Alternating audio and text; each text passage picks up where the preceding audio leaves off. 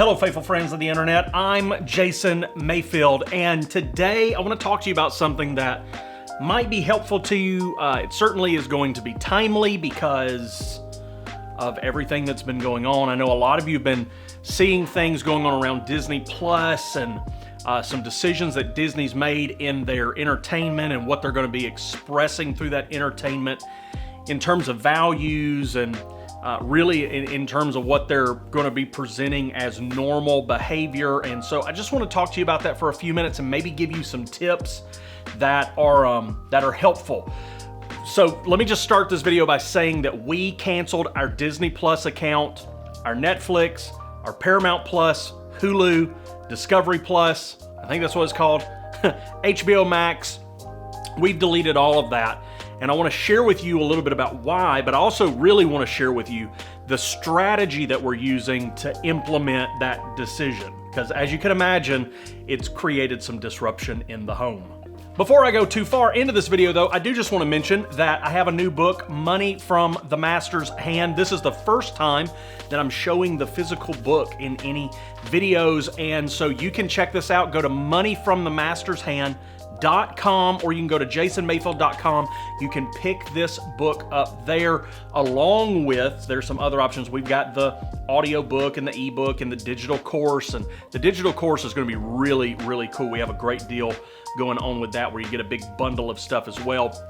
Money from the Master's Hand, about 290 pages, I think, 290 pages of powerful information that's going to help you understand and hopefully glean some principles, glean some insights from the things that Ashley and I did that more than 10x'd our income in just a few years. So go get this book. It also helps me to pay for all this stuff.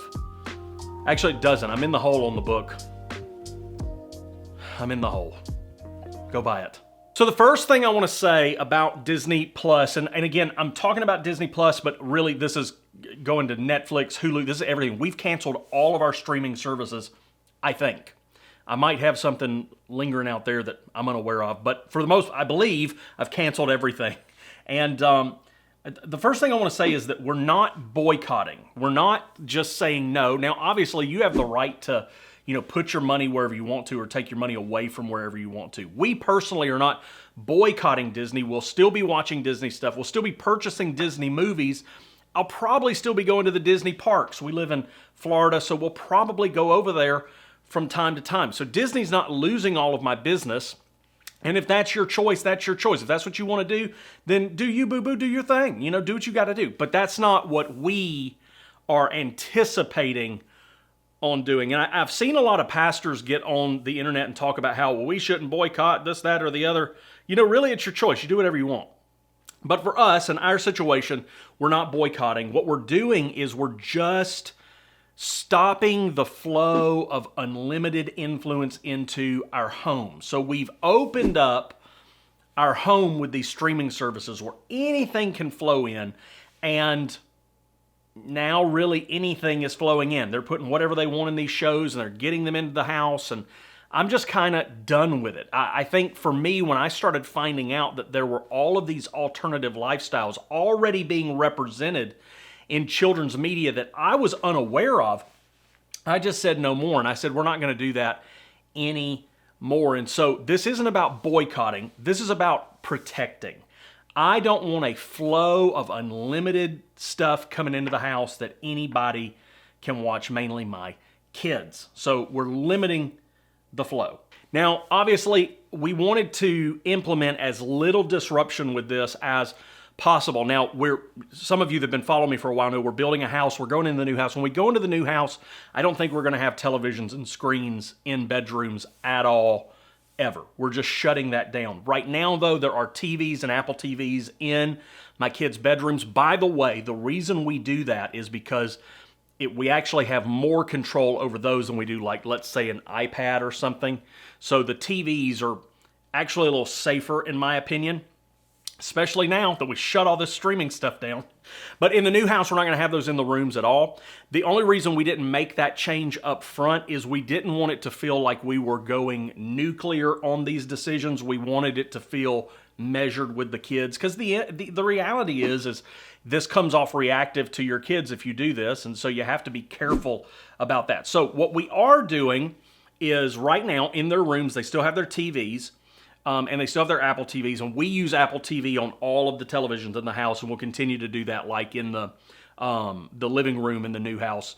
I'm using an Apple TV in my office right now as we speak. I mean, we just use Apple TVs. So we're going to continue the use of the Apple TVs, but here's how we're going to be using them.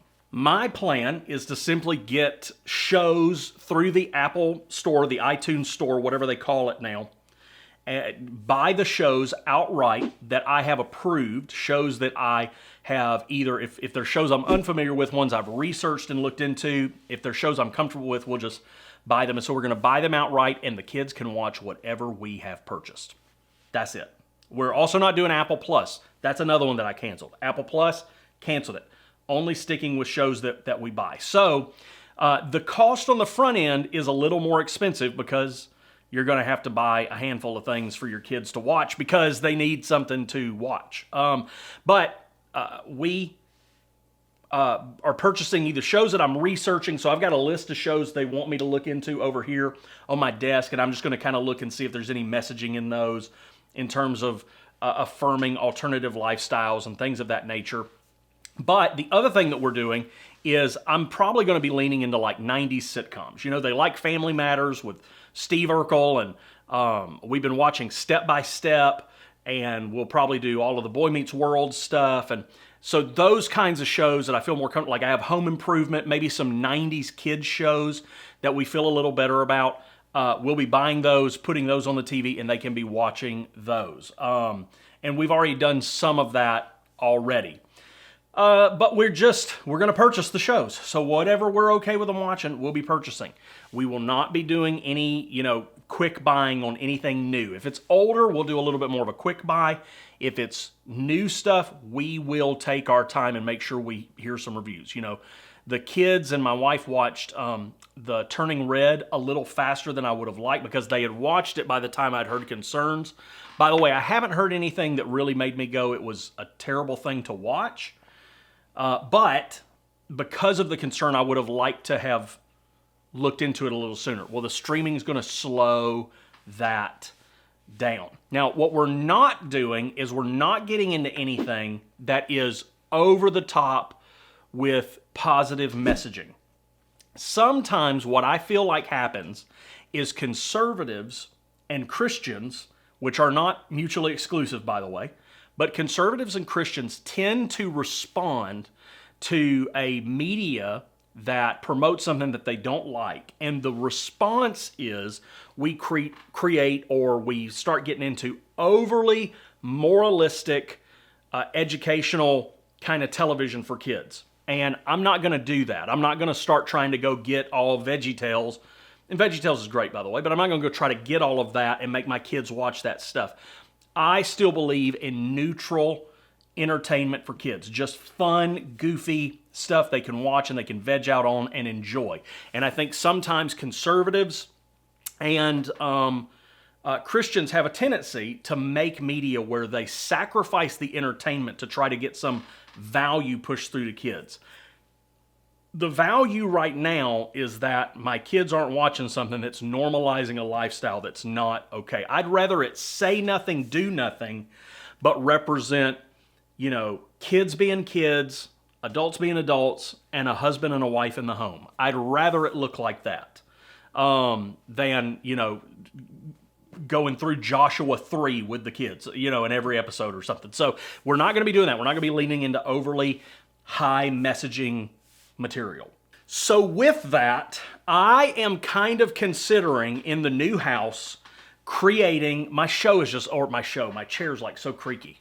In the new house, when I have my studio built and everything, I am considering doing like some kind of YouTube kids show. By the way, we've had them off YouTube for forever because most YouTube kids entertainment is just like all these kids with little bad attitudes and everything's real negative, and I'm not about that life. And so we're gonna, if I do this, it'll be good stuff. But I'm potentially gonna do a kids show on YouTube on a different channel, And, it'll be very neutral kids entertainment like I talked about a minute ago. There's going to be, no over-the-top messaging, but there won't be any normalizing of alternative lifestyles. Just silly entertainment for kids. Common sense humor. If it's funny, it's funny. If it's not, it's not. Not trying to make things funny that aren't and make things not funny that are. And I'm kind of looking at doing like 10 episodes as a beta test. That's right, 10 episodes as a beta test. So let me just drop a message on you real quick before I let you run. Granted, you could stop watching this video at any given time. So I'm not letting you run, you're letting me talk, and I appreciate that. With this channel, just a note to my regular viewers, this channel is going to be transitioning in the next few months to exclusively Bible reading lifestyle kind of videos. The lifestyle of Bible readers. We're going to be leaning into the Tear Up Your Bible program and shows similar to what I used to do with Tear Up Your Bible with a little bit more expansion. We're going to be doing that starting this summer, and the videos may start posting in the fall because I got to get into the new studio, new house, and all that.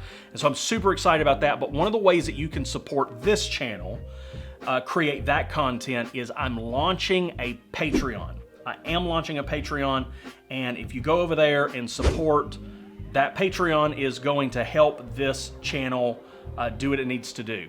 I'm putting a lot of money into the studio. That's going to cost me about $3,000 just for the studio build. We need to put about $9,000 worth of stuff in it, but yeah, I'll probably end up covering most of that. But it would be very helpful with all of the lumber and everything that I need to build the studio set. About $3,000. So the Patreon will help with that. The Patreon will also help make sure that I'm able to get lots of Bible materials. To be honest with you, I haven't had a lot of success with publishers.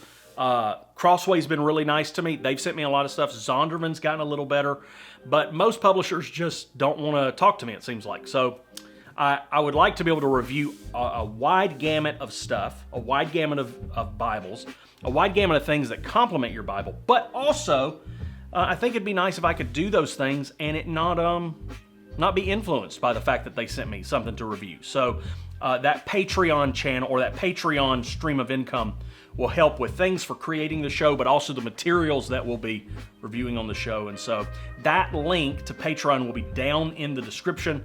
And if you guys can support, I would really appreciate that. And that support will help me here, but it also will help, alleviate anywhere that we're pulling funds from with the other channels and stuff. A lot of times one thing will be making money and we'll be putting that money into another thing and another thing. And so if we can alleviate some of that, if you guys appreciate the Tear Up Your Bible stuff, if you appreciate the Bible lifestyle content that I used to do that I'm going to be bringing back, go over there, get on Patreon, and support this channel. Love you. I appreciate you. I'm grateful for you. I'll see you in the next video.